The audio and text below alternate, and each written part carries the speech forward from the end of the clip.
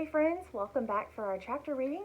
We are still reading today in The Dragons of Blueland.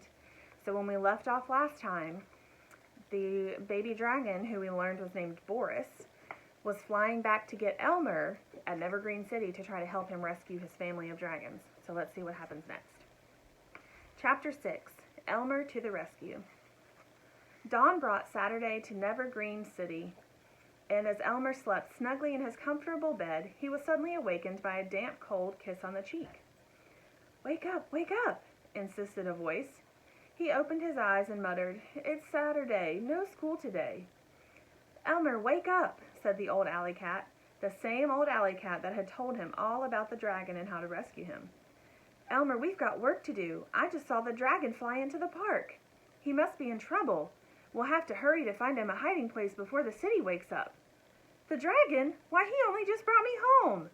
Elmer jumped out of bed and into his clothes and tiptoed down the stairs with the cat following behind. Silently they crept out the front door, down the porch steps, and into Evergreen Park. You look this way and I'll go down the other way, said the cat.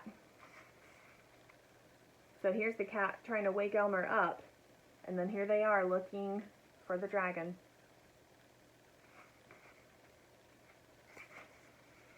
Where could a dragon hide? Wondered Elmer, looking at the rows of trees along the walks, the scattered rocks, the pool, and then the place where the city was going to build an amusement center. A big steam shovel sat idly on the spot marked out for foundations. Elmer liked steam shovels and was just thinking of exploring this one when the shovel jigged a little bit. So that's where Boris was able to hide. It's a pretty good hiding spot. The dragon! He climbed up quickly into the cab. Elmer! Whispered the baby dragon. Oh, Elmer! And the dragon burst into tears because he was so glad to see his friend. The alley cat saw you fly into the park, exclaimed Elmer, hugging the dragon around the neck. But why have you come back? Are you in trouble? Terrible trouble, groaned the dragon, and he explained what had happened to his family. You'll help me, won't you? He pleaded. Of course, said Elmer. Let's think out a plan. I suppose we'll have to wait until dark to leave. I suppose so, said the dragon sadly. But you'll be able to rest right here, said the cat, who had found them by this time. It's Saturday, and the men won't start today.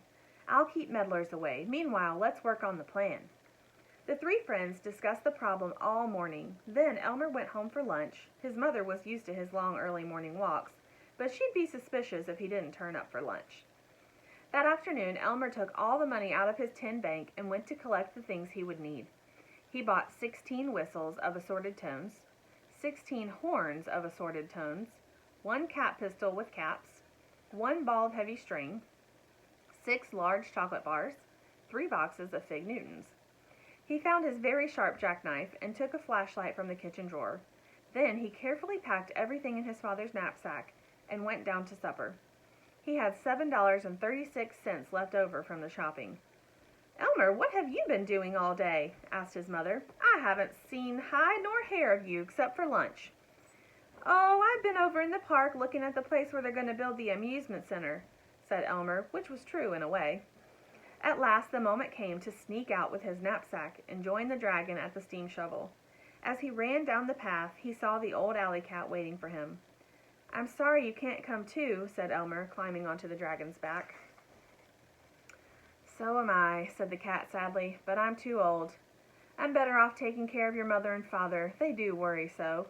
Well, goodbye. Good luck. Goodbye, whispered Elmer and the dragon as they flew up into the air. So there's the cat. He's going to stay behind so he can help take care of Elmer's parents. Chapter 7, The Dragons of Blueland.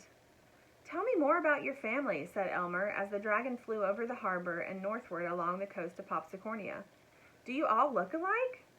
Oh no, we've all got gold-colored wings and red feet and horns, but my father is blue and my mother is yellow. So there's his mother and father.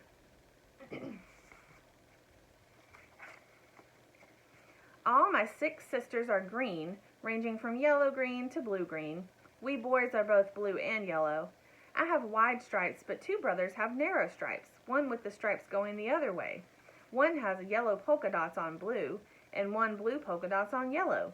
One has a yellow head and body and one leg, with 3 blue legs and a tail. One is speckled blue and yellow like a bird's egg, and the last has patches of blue and yellow. How wonderful! You must look like an Easter parade when you're all out together. I guess we do, said the dragon, especially when Father has us doing our exercises. He's a great one for exercises. Exercises? Said Elmer. You know, standing on your head and somersaults and leapfrog and all that sort of thing. Of course, in the summer we spend most of our time mowing the meadows and tending to the flowers. Each one of us has a special part of Blueland to take care of. I wonder what's become of my piece. I suppose Mother has taken it over. I had the marshy part near the lakeside. That's why I'm so particularly fond of marsh marigolds and skunk cabbages. So there's Boris's family, his siblings.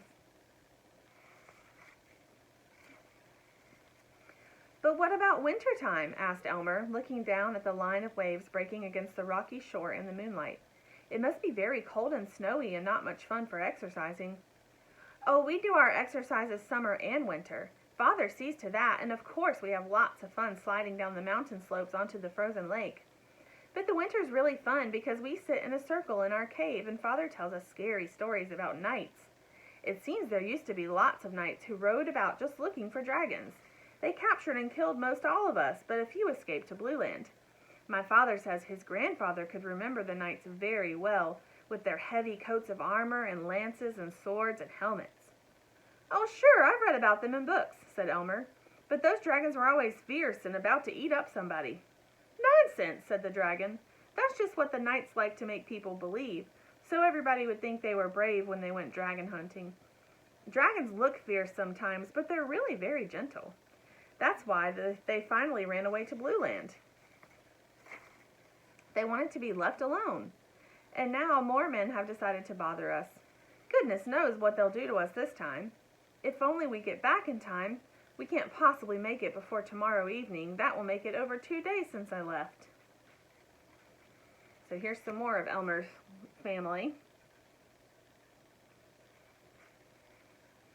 And then here is Elmer's dad and mom and all of his siblings sitting in the cave listening to the scary stories. Oh, we'll save your family all right, said Elmer hopefully. I can't wait to see them all. He snuggled up against the baby dragon's neck and dreamed of the rescue as they sped through the night towards the mountains of Blueland. So there's one of the knights trying to get a dragon. All right, friends, that's all for today. So join me again next time and we'll see what happens next. Bye.